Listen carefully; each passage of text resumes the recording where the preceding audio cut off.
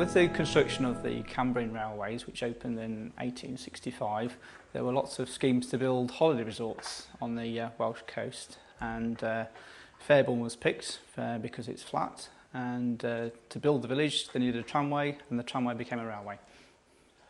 There was quite elaborate plans for a crescent, for a large pier. Unfortunately, they ran out of money.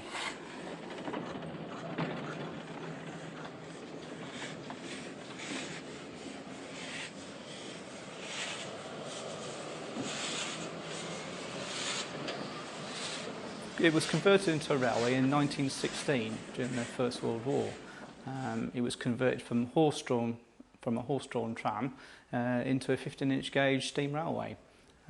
It seems very strange, but that's what happened, and it continued like that until World War II. The railway was converted by Narrow Gauge Railways Limited. The manager was John Wills. They did have money problems and they had to sell their main locomotive. And at one stage they bought another cheap locomotive of a different gauge, 18 inches. So they had to lay an extra rail on the outside edge. So at one point it was dual gauge, 18 inches and 15 inches.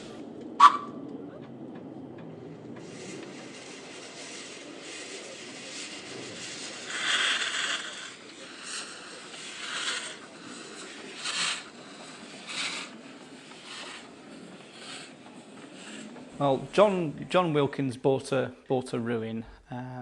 During the war, the railway had been closed down. It had been damaged by storms and D-Day landing exercises. So really, it took a huge effort on their part to reopen for 1947. And he gradually developed it over the next 20 years.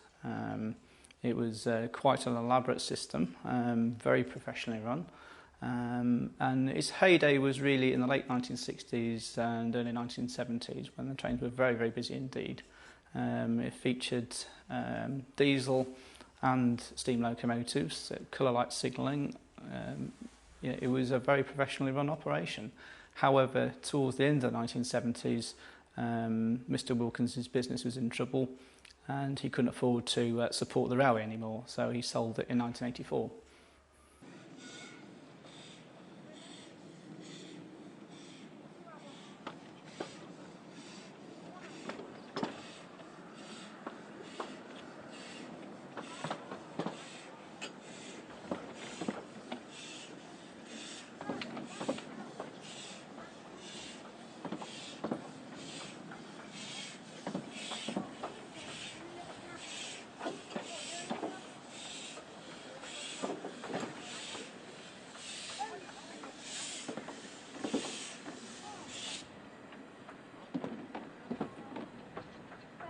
John Ellison had run a railway in Brittany in the late 1970s. He'd run it for 1 year, and for various reasons the venture didn't succeed.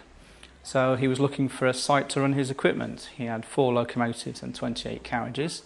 He saw that Fairborne was up for sale, so he bought it very cheaply and re-gauged it to suit his rolling stock, which is what we have now.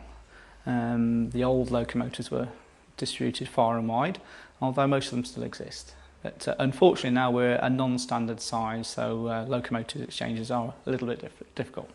The present owners bought the railway in 1995. It was in quite a run-down state, and they've invested heavily over the last 10 years to improve it. We have 4 locomotives, 22 carriages.